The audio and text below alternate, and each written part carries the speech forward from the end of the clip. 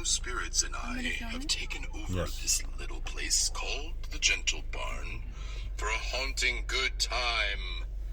If you're looking for a more frightening experience, please hurry back for our nighttime haunted barnyard land of nightmares event, where you won't be disappointed and we won't hold back on the bone-chilling thrills.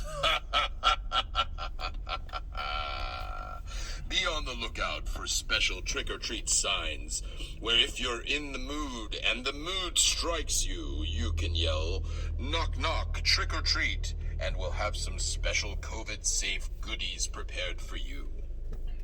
Feel free to pause your audios at any time during your adventure, so you don't miss out on socializing distantly. Now we shall summon the voice of the Gentle Barn's founder, Ellie Lax, for one of her heartwarming stories of her adventures in the Gentle Barn. We do love a good story.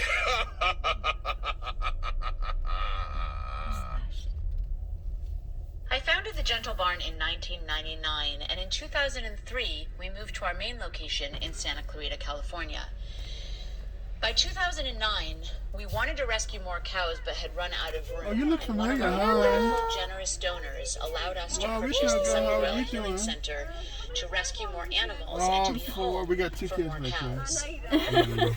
It was perfect We've got a timing keto when and we a purchased the Sunquerel Healing Center Stungus back here. because we had just finished got a a stunk? 4 Wait. Sounds good. Yeah. Would you like cold waters or warm waters? Or just room temperature? No, I don't need cold. You don't need water? No. I need a coat. He does. Cold water? You see. Gracias. Hi. There you go, your 2 hot dogs. And then were you able to purchase the Gentle Barn mask? Was that you? Yes. That's us. Yes, okay. We paid for 3, 3. Okay. but you can give us 4 if you want. One for Steven. This is crazy. Oh, make sure you watch that camera because it moves. You look familiar, little girl. Ooh, can I get it? Can you say hi to the camera? Hello. What, are we done? Oh, we waiting for the mask? Yes. Wave to the camera. Oh, hi. Oh, thank you. You follow the cones, and then again, orange vest to direct you exactly where to park. Thank you, man. You be good. We'll see you around. Peace out.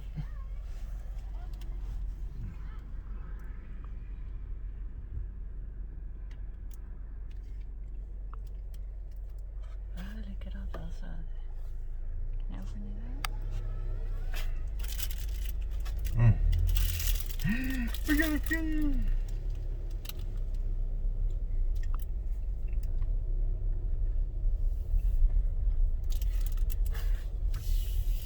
I don't hear the audio. What happened to the audio?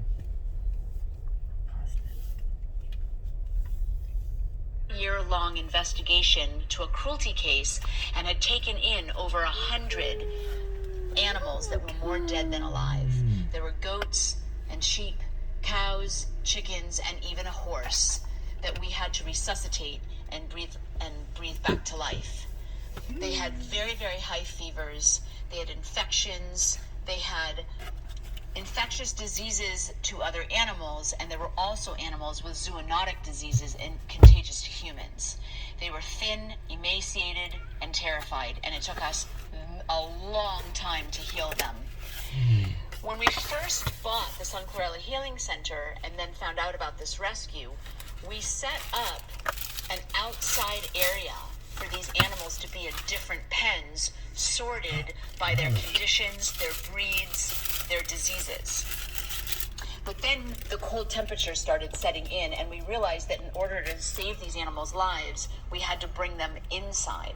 And so what we did was we built a hay storage shed so we can put our hay outside, and then we built a Sunquerel Healing Center with the help of Sunquerel to bring the sick animals inside to an air-conditioned and heated building with an infirmary. Is it straight? With a sterile place we could do surgeries, and with different mobile pens that we could set up one large pen should we need, or divide animals into smaller pens to separate them.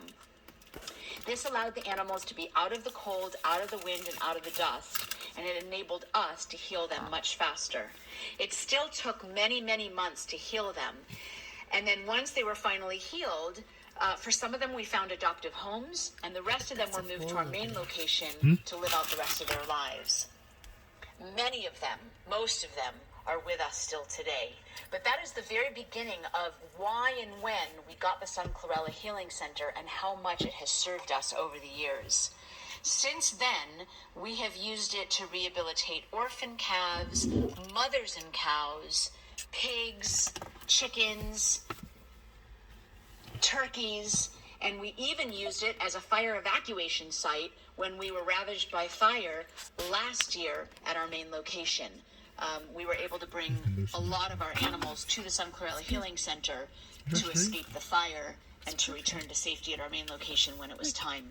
We've been able to do spays and neuters. Our veterinarians have been able to come in and do some really complicated procedures in our sterile surgical suite. It's afforded us storage, and it's really helped us do much more work than we were capable of before.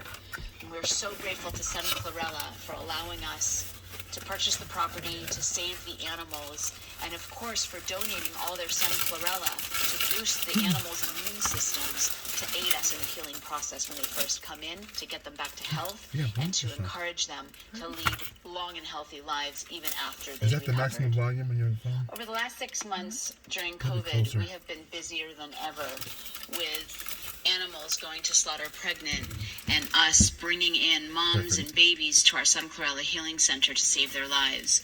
The moms were scared, the babies were sick, but with time, patience, excellent vet care, and of course Sun Chlorella, we were able to nurse them back to health. Many of the cows that you're going to see while you're having lunch today had their beginnings at the healing center. Betty and her little daughter Joy running around, Light and Patsy, Phoenix, Rosita and Eugene, Bob, Roy, and Mercy are a few of the animals that got their start at our Sun Chlorella Healing Center, and once their quarantine was over and that they were healthy and they trusted us, we were then able to transport them into our pasture to become a permanent part of our bovine family. Some of them are completely healed. They would love to lay in our laps. They follow us around. They hold still for brushes and for hugs. And of course, our giant cookie monsters. And others, even though they're out in pasture, are still recovering from the trauma and mistrust of humans. We give them bedtime cookies every night. We groom them from head to toe every single day. And slowly, slowly, they inch towards trusting us more and more. For example, Rosita doesn't let us hug her or brush her yet, but her little son Eugene follows us around and asks for more. Joy is bouncing around full of life, full of innocence, and full of fun. She runs to us when she sees us coming, and she wants to spend all her time with us. But her mom, Betty, is still learning to trust people, and even though she'll eat cookies from our hands, we still can't brush her. So sometimes recovery takes a few days or weeks, and other times recovery takes several years, and still other times recovery takes a lifetime. But no matter when an animal chooses to heal, walk away from their past, and completely trust humans again, it's up to them. And no matter how long it takes, we'll be here with our unconditional love, our cookies, and our open arms. Many people ask me if I have a favorite animal at the Gentle Barn, and the truth is I don't have a favorite. They're all my babies, and I love them equally. I pour my heart and soul into each one. But the truth is that I've learned, I think, the most from cows. Cows have so much to teach us about family, about goodness, about living amongst others. And I think that if we could learn from cows and be more like them, we would be a better humanity. The first thing that I love about cows is they meditate every single solitary day. No matter how busy they get playing or exploring or moving from one spot to the other, grooming or eating, they always make time to sit in the quiet stillness and connect back to the love inside themselves. The other thing that they do is they get together in big family groups and they groom each other every single day, making sure to connect with each other and to show each other their love and their affections. Now, of course, they don't have hands, so they can't groom each other with their hands, but they groom each other with their tongues, and they lick each other sometimes until the other is soaking wet, and that's how they show their affections. Family value is the most important thing to cows. Staying together, staying connected, protecting each other, and spending time together. They live in big family groups, and when they have babies, they actually nurse their babies for up to 4 or 5 years. They are phenomenal moms, and they actually help each other raise their babies. The babies grow up with aunties, cousins, brothers and sisters, and uncles, and the others will babysit the babies while the mom is napping or eating, and they all participate in that baby's upbringing. They are such a beautiful and special family. They celebrate birth, they mourn death, and they support each other when they're going through hard times. The other thing that I love about cows is they leave a very soft footprint. They don't have top teeth in the front, so when they pick grass, they're not ripping it out by their roots. Their toes are designed to walk very softly on the earth and not stir up mud or dirt. They're very gentle, soft-spoken, and they don't destroy anything as they're passing through. That's a big lesson that we can learn from them. They're also very inclusive. There are a lot of herd animals that create a close-knit family, and they resist and reject newcomers. And introducing newcomers into like goats and sheep and horses take a long, long time because they can hurt each other. But with cows, there is no introductory period because they open their arms wide to strangers. And so I can put a brand new cow right into the middle of this cow pasture, and they'll all be friends within 3 minutes. They're inclusive. They don't reject. They include. They don't push away. They pull towards. And they're a beautiful, beautiful family, modeling that though we might look different, come from different places, have different backgrounds, in our hearts we're all the same. And the last final thing that I've learned from cows is I love the way that they face their problems head on. Unlike a lot of other herd animals, instead of running away from danger, they face it with their heads, they lower their heads to gaze straight at it, and they deal with their problems directly. That's another thing that we can learn from them. To face our problems head on, resolve it, and move on to better things to do, like eating. We live in a society in which believes that humans are on the top of the quote-unquote food chain and that all other animals we have dominion over and that they're less intelligent. But I, in fact, think that animals are angels and guides, and I think that they're here to teach us life lessons. And if we just pay attention, we can learn so much, and we can be better people for it. I know the animals at the Gentle Barn, especially the cows, make me a better human being every single day. I hope that you enjoy them today. Oh, those stories get me every time. We spiritually hope you're enjoying the frightful scenery and goodies so far. As you pull forward, you'll grab your Beyond Meat lunch from Frankenstand, and then you'll be directed around the graveyard, my favorite place. Welcome to the graveyard and cow pasture, where you can spend some time with these peaceful beings. Never did yet. So now we have to go over there. You have to get out. Welcome to the graveyard and cow pasture, where you can spend some time with these peaceful beings. Your lunch today has been provided by Beyond Meat, which is all plant-based. We'd also like to tip our hats to Ray from Frankenstand, who prepares frightening good food. It's now time to sit back and listen to tales from the Gentle Barn's founders, Ellie and Jay. Jay is driven all over the country, rescuing animals from cruelty situations, slaughterhouses, and auction yards.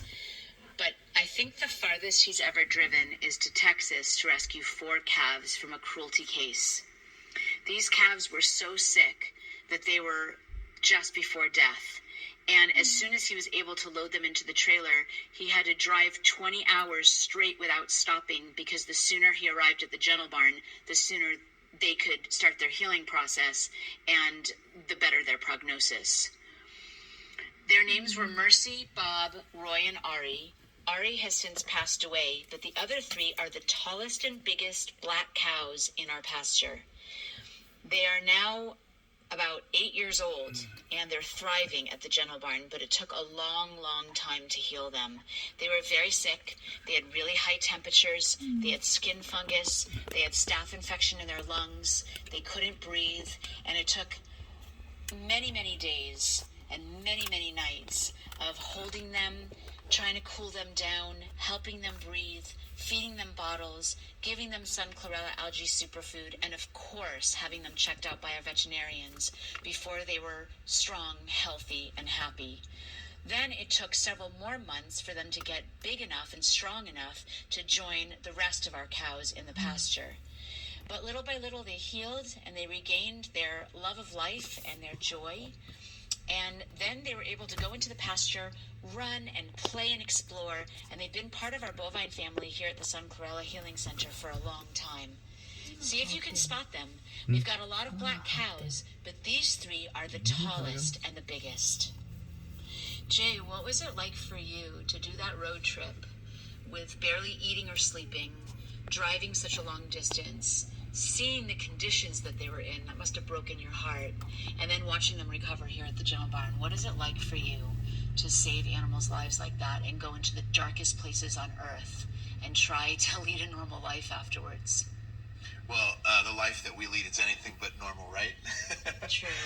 But, I think that the thing about going and doing these rescues that's so amazing is what I get to know that they're going to become once we get them home.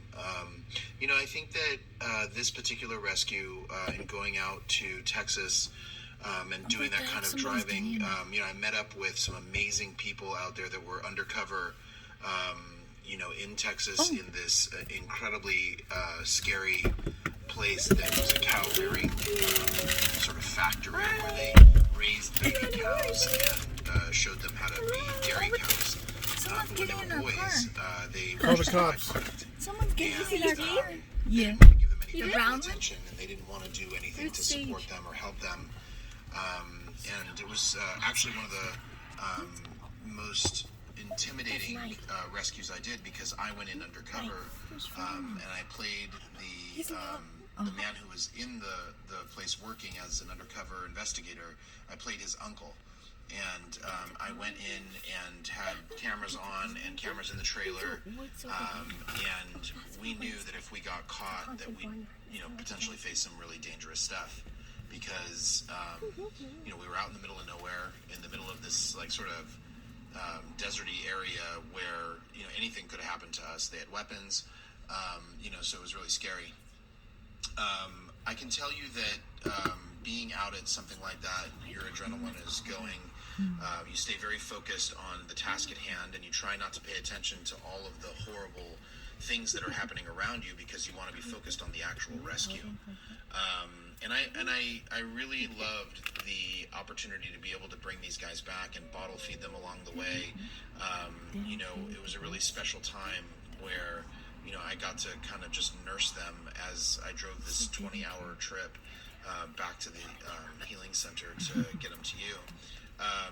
I think one of the most special things about doing these rescues, again, though, is seeing the kind of work that they get to do later in supporting the program that we run here at the Gentle Barn.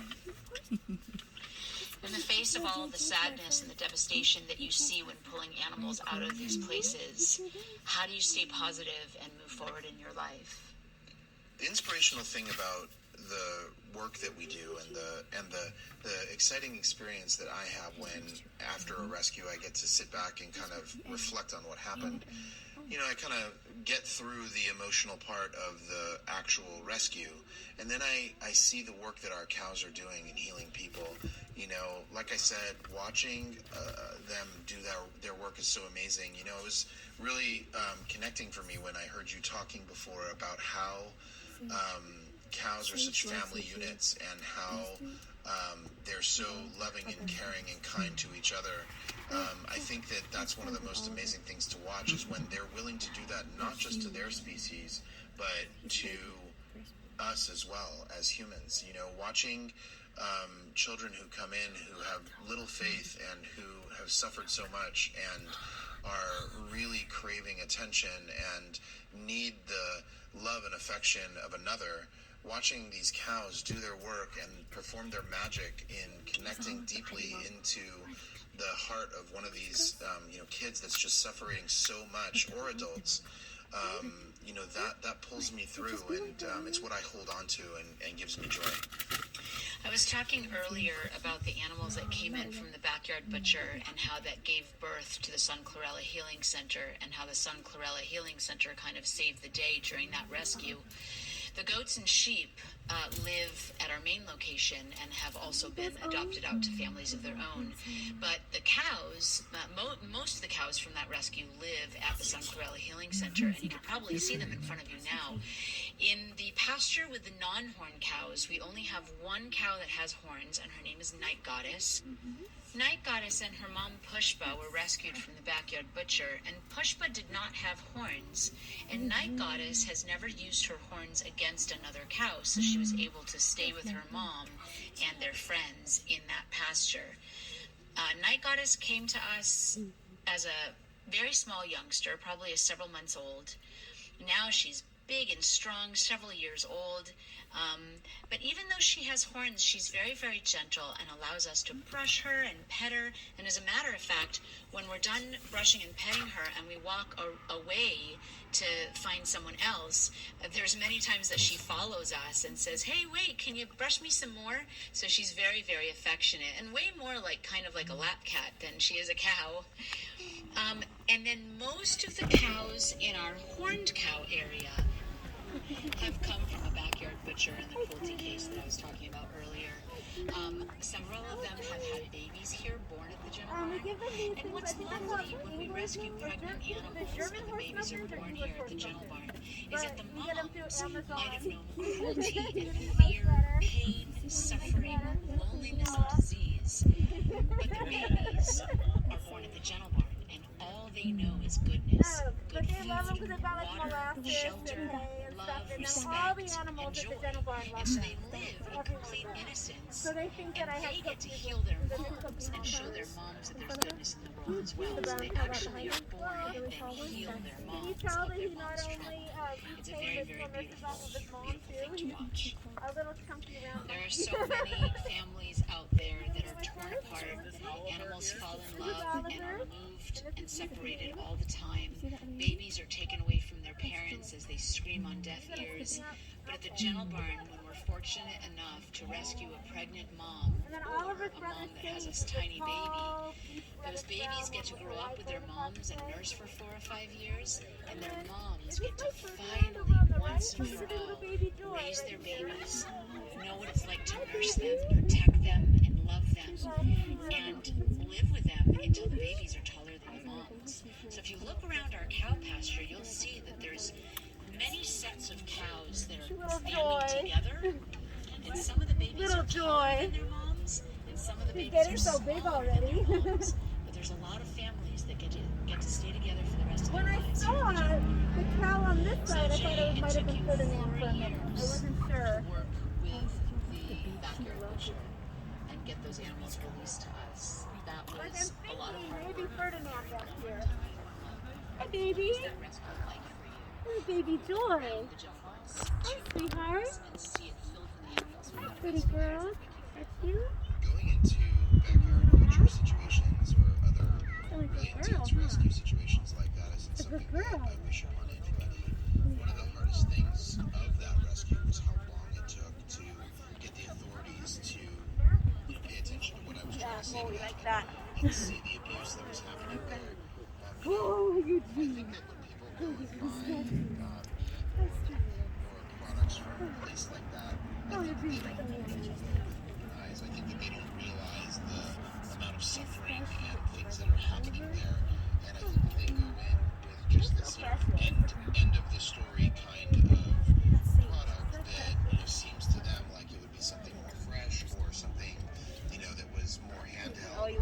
here. better. That's All I can tell you, and this is something that I've feels learned the along best. the way, is the larger the facility, slaughterhouse, stockyard, rearing facility, whatever it is, the larger it is, the less care there is, and the more neglect.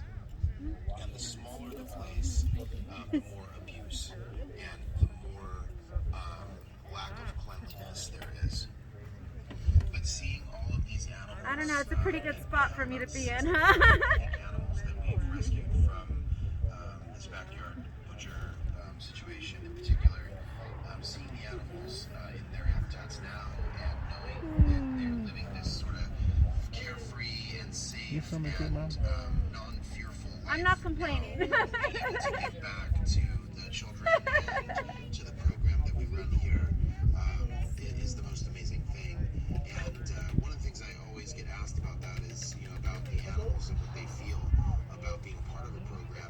Are you sure that your animals really want to be a part of a program? Eat it all? I think that that's one of the most amazing things to see is that gonna eat it all? the animals that are here, that are ambassadors, that work with us in this program, they're into the program and into the healing work that they do, sometimes even more so than me and Ellie. And that's probably one of the most miraculous things to see is an animal that's been rescued from a horrible situation that has, let go of this judgment or never All right, even you had guys. judgment, just kind of let go of this situation. Is that my birdie? Working together with us Can to we pet heal him? Is that my birdie? children that have the same kinds of issues that they do. Thank you guys so much. Enjoy the Yeah, other Jay, animals you're at so the other right. property. You watch these animals that come in orphaned and sick Yes. and alone and scared, and then they do their own recovery here at the Gentle And Barn. I think And this they is do Ferdinand. to help people recover, which in She turn let us in. helps them